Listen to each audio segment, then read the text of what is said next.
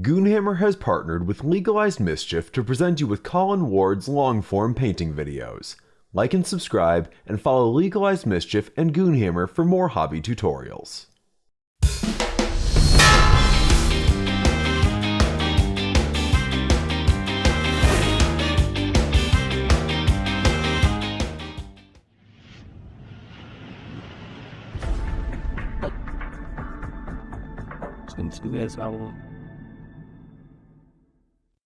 Hey everyone, it's Colin with Legalized Mischief Productions. Thank you for joining me and welcome. And today I'm going to be showing you a couple tips about photographing your models with your phone and just showing you how I go about it and a couple of tricks. This is by no means comprehensive. This is by no means even the best way to do this. This is just, sorry, this thing's in my way. This is just how I go about doing it. So, and obviously, I mean, I like the quality of pictures that I get. It's certainly good enough for the Patreon. It's certainly good enough for Instagram and everything. And I don't want to invest a bunch of time and money in a camera and photo retouching and learning how to edit photos in Photoshop or anything like that. It's just not how I want to spend my time. So I don't do any of that. All of the pictures that I take are only on my phone, and I don't do any kind of retouching afterwards. So I'll just show you how I go about it.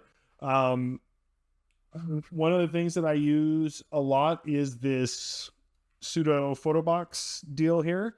This is this is my War Master Titan that I'm recently finished, but this is just a cardboard three-sided photo box. You could take these off and like tape it down and make it sturdy, but I mean, why would you?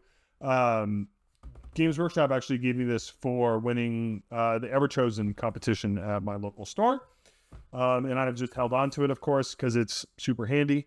I'll sometimes break this out to take like a finished photo. I'll show you how I take kind of work in progress pictures too. This is if I want a white background. So what I'll do is I'll put the model kind of deep into the photo box. This one has a little black paint on the bottom here. So I usually try to cover that with the base. And then now what I have here is an iPhone, I don't know, 8 maybe. And of course now it's not autofocusing. Excellent.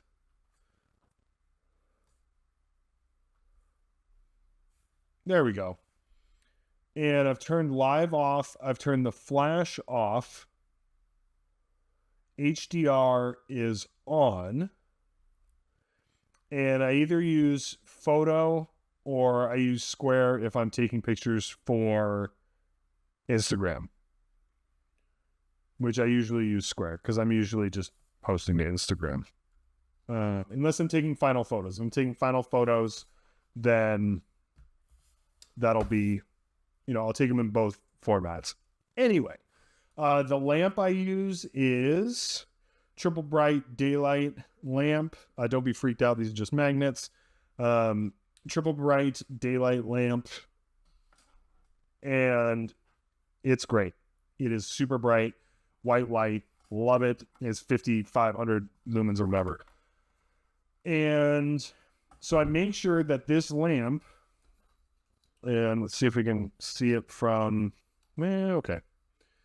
I make sure the lamp is in front of the model.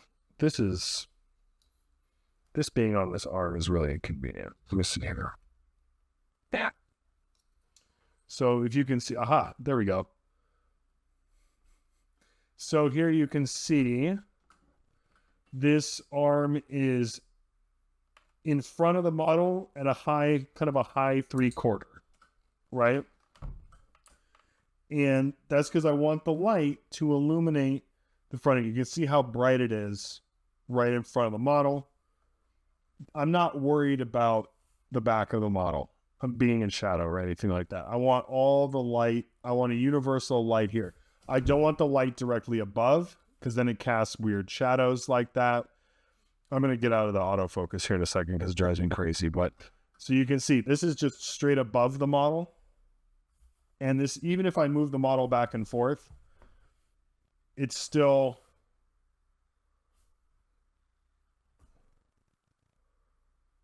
Hello? Okay, there we go. Nope.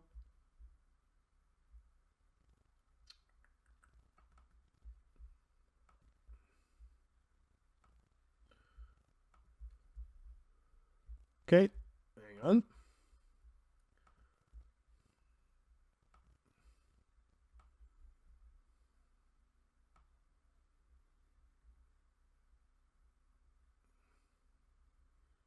Okay. So this is, even if I move the model back, the shadows get a little bit better, but they're not great, right? Whereas if I'm able to pull this light and kind of tilt it towards the front of the model, now we're cooking with gas. Now we have... Whoops.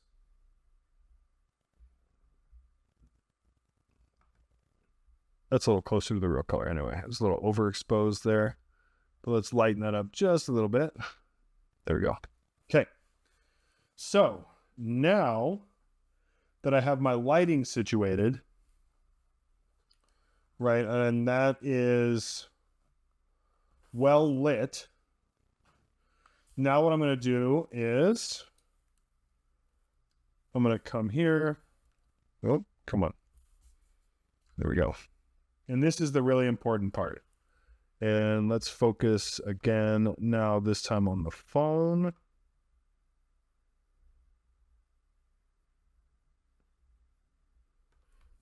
Okay. Now, make sure that it's centered. I'm resting my hands on the table so it's standing still.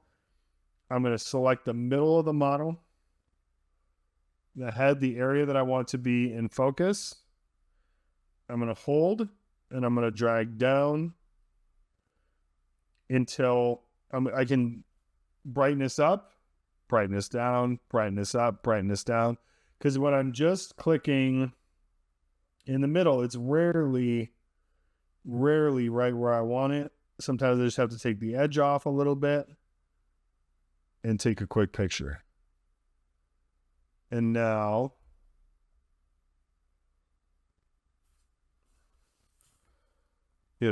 that's, whoops. That's pretty close. Pretty close. This one's maybe a little bit more white, but that's pretty close. That's a pretty good looking picture, right? The most important thing is that little tiny adjustment. It doesn't seem like a big thing when you're taking the picture, but that little tiny adjustment. And now let's say I want to take a photo, a larger kind of frame, but I don't want to bury my camera in there, right? So what I'm going to do is I'm going to get nice and level. Guess I can take that off the charger. I'm going to get nice and level. I'm going to rest it. I'm going to zoom in a little bit. Click on typically the head. I'd make a little adjustment. Click the photo. Right? And get down here on the base, same thing. Little adjustment. Click. In the head. Frame that out nice. Arms resting on the table. Little adjustment down. And click. And that's really it. I mean, that's it for, kind of the light box. Now let's say, well, I don't want to leave that there.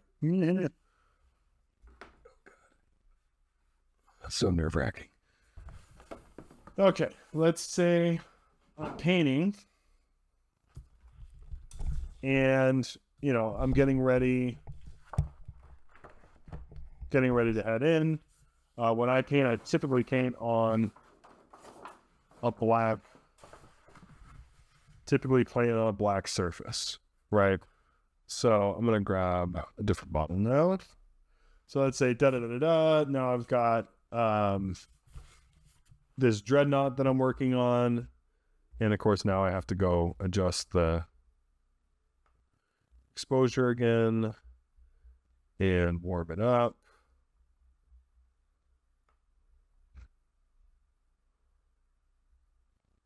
And focus. There we go. Okay. So I'm working on this dreadnought, Blood Angel's dreadnought, Invictor Warsuit. And let's say I just want to snap a quick work in progress to post to Instagram before I go to bed, right? So I'm going to clear the deck a little bit. Now what I'm going to do is I'm going to go into the square setting again. And typically these are not this jacked up, but it's okay if they are. I'm going to find kind of a little, pull this out a little bit. And I'm just going to pull my piece of paper up. So, see. I'm just going to pull this piece of paper up so that I can get a solid, come on. There are a lot of moving parts to this particular tutorial, but this one's a little bit more informal.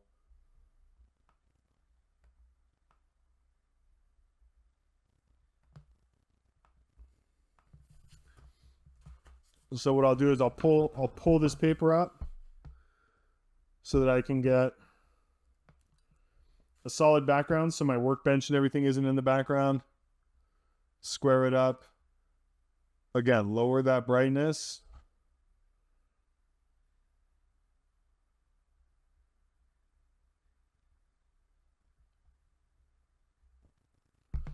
Maybe move back a little bit. There we go. That's better. Shadows were pretty severe. Oops, come on. So you can see all this stuff in the background on the paper. Not a huge deal. Hit it. Now, if I just snap that picture, it doesn't look like anything, right? It's super overexposed because there's so much light on it. But if I lower the brightness,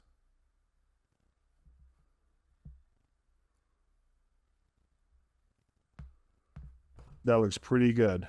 I can move a little off to the side to get that background color out of there.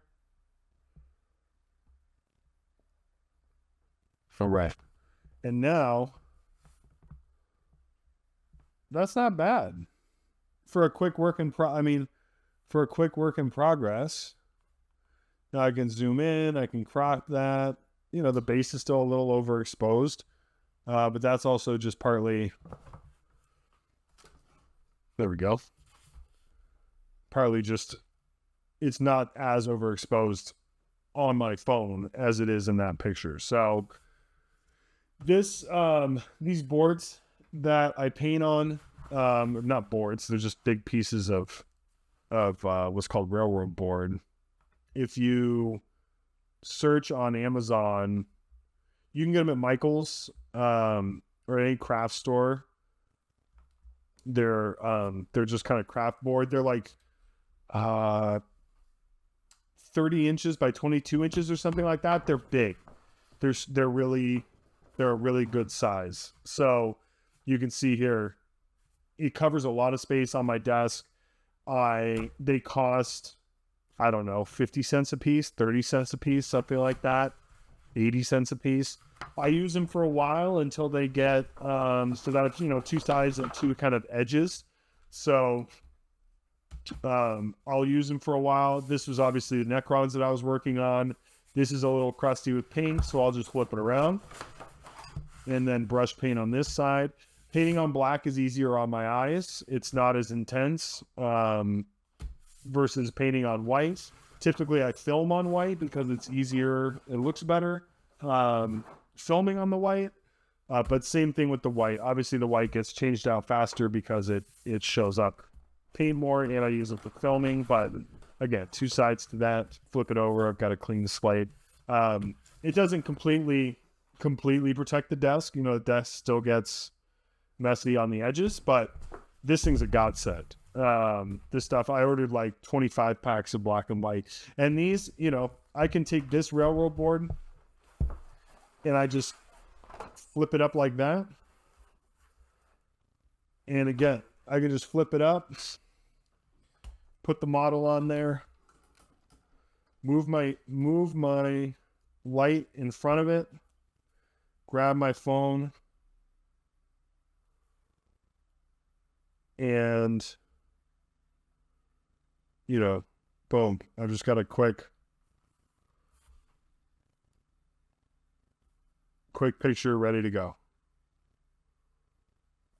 So I hope you found that useful. I know it's a little all over the place, but really just clicking, getting a good light, getting in the good direction of the light, and getting the model in focus, and then lowering the brightness. Typically, what I see most is just too much light on the model, too much extreme light, or the light is from, you know, right above the model, gives it some harsh shadows. So make sure that you're in front of the model. And I mean, this is only, you know, 6 or 7 inches from the model. I mean, there's a lot of light on that model. So never use the flash.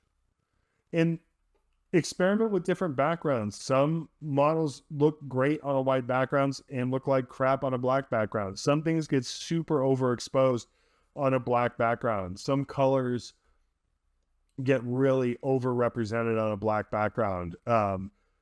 So just be mindful of that and just try it out and look for these railroad boards. These things are great. They certainly cover enough space for me to certainly cover enough space for me to use as a backdrop for photos.